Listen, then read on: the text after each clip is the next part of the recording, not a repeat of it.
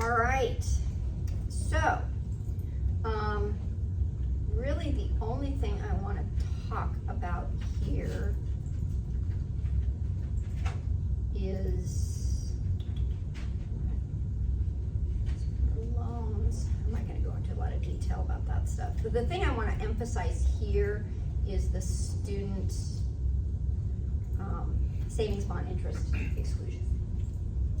So we talked a little bit about savings bonds, how they earn interest. So you bought a savings bond for $25 and in 30 years it's worth $50 and you cash it out and you've had $25 worth of interest.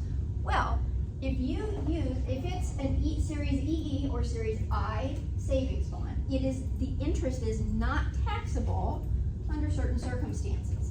So if the income is used to pay higher education expenses for the taxpayer, spouse, or the dependent. So as long as you're using the proceeds in order to pay for college, then it is not taxable.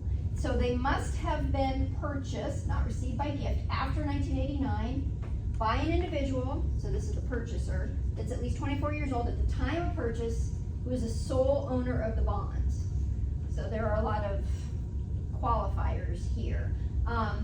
What are higher education expenses? So tuition and fees at a qualified educational institution. Taxpayer has to reduce the qualified expenses by any scholarships that are received, tax-exempt scholarships, certain educational assistance allowances, so that if your employer provided the $52.50, and certain benefits under a qualified state tuition program. So many of you are probably familiar with education credits, the lifetime learning credit, or the Hope, I think they call it the Hope credit now, the American Opportunity Credit, sorry. These are credits that individuals who have incurred education expenses can take advantage of if they meet the criteria. Any amounts though, if you are using those proceeds for payment of the educational, your educational expenses, you then you can't double dip. You can't then turn around and take the credit as well for that same amount of money because you already have received a tax benefit from it, essentially. They can exclude the full amount of interest subject to the phase out. Now there is a phase out. You're gonna see this a lot. There are a lot of phase outs for credits and certain deductions. It means that individuals above a certain income level are no longer going to be eligible, but that income level isn't a sharp cutoff. It means that there is a range of income in which the benefit is reduced before it's completely eliminated. Okay, this is one of those areas that has a phase out, and this is what the phase out looks like. So you would take the amount that would be otherwise excludable. So for example, if you cashed in a bond and it had $2,000 worth of interest, and it was used for educational expenses, so it met the qualifications to be excluded as far as how you were using it. We would have $2,000 here. We take our modified, I'm going to show you the calculation for modified AGI here. Modified AGI minus the limitation amount and then divide it either by 30,000 if it's married filing jointly or qualifying widow or widower, or 15,000 for single head of household or married filing separately. So let's look at an example of how exactly that works. So here are the cutoffs. Modified AGI reaches 158,650 for joint returns, 100,800. The amount of exempt interest starts to phase out. All right, so let's look at this example here. And here's what modified adjusted gross income looks like. We start with adjusted gross income. So again, adjusted gross income shows you the importance of it. We're going to add back any amount of student loan interest that might have been deducted. We're going to add back, no, we don't have this anymore, this deduction for tuition and fees.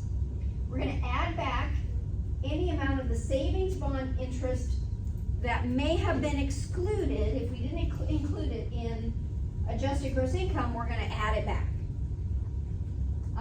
Foreign income and allowances and adoption assistance from the employer. So this is what our modified adjusted gross income is. So you can see we're starting with adjusted gross income, but we are modifying it, we are changing it, okay? So here is, let's look at this example here. We've got Olga is single.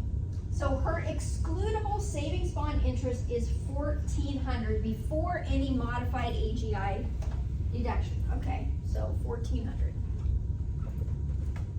So that's the excludable amount. So here, remember, here's the amount otherwise excludable. Her modified AGI, so they've already done the calculation for us, is $86,600. All right, so modified AGI, which is, so we're gonna take the 1,400 times, where are we here? 86,600. Now we have to subtract the limitation amount, which, did they give it to us up here? Yeah. See, they didn't put it in a table. So she's single. This is our limitation amount. For married filing jointly, can you see it there? Married filing jointly, it would be $128,650. That's what we'd be subtracting. For any other, it would be $85,800. So $85,800.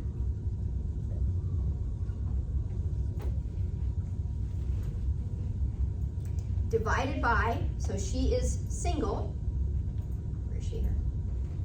Divided by 15,000, so we would use the 15,000 there, not the 30,000. This is the amount that's excluded. So let's look at, calculator. So 86,600 minus 800 divided by 15,000 times 1,400, $75. This is the amount equals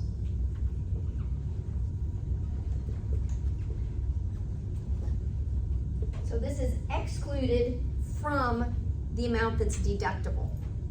So her full interest was $1,400. Of that, only $75 is taxable to her.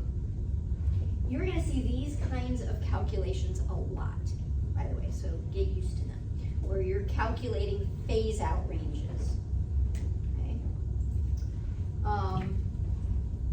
Because you can see, it's not very much, because you can see 86,600 and 85,800, that's not too much, not a very large amount. Let's use a different number just for the sake of, for fun, to see how much would be, again, single.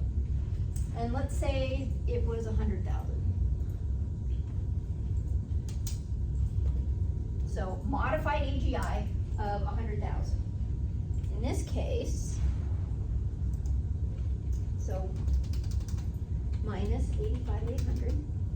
14.2 divided by 15,000. You can see most of it is going to be taxable to her. Okay, 94.67% times the 1,400. So 1,325 is the adjusted amount. So taxable. I'm sorry. This is the amount that's taxable. Use that word. Excluded is 75. So kind of the example, the opposite here. Okay, so you can see the higher the income goes, the more that 1,400 is taxable until you get to a point where all of it's going to be taxable. If it's married filing jointly, then this number is going to change to 15,000.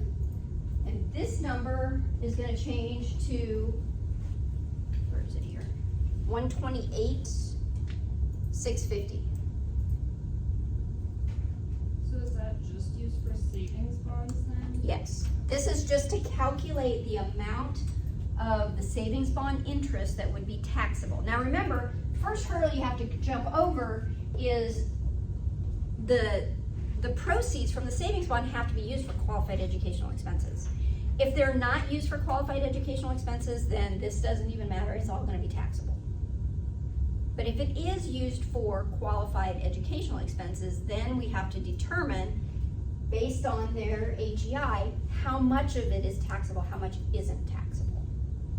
So if their income was under this 85.8, let's say they had 60,000 of income, well, our answer for the excluded amount is gonna be 0, right? If you do the math, we're gonna be below 0 in this example. So any amount under the 85.8, then all of it would be excluded from taxation. Does that make sense? Okay. Again, you're gonna see this type of calculation, you're gonna see a lot. These phase out ranges. You'll see this concept of modified adjusted gross income as well frequently. Usually this is the calculation, although sometimes it can vary, okay? In your problems, they're gonna give you what that modified adjusted gross income is. So you probably won't have to do any calculations, but just know that it is in your book, so if you need to reference it. But just make sure that you're using the modified adjusted gross income for the correct deduction or credit or whatever calculation you're doing, because these factors can change depending upon what credit or deduction we're looking at. How y'all doing? It's hot in here now that I closed the door. Let's see.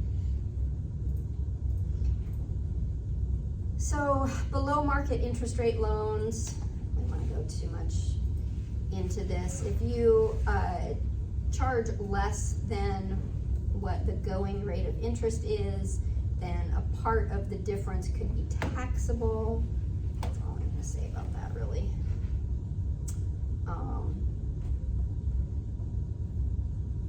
Gift, shareholder, and similar loans.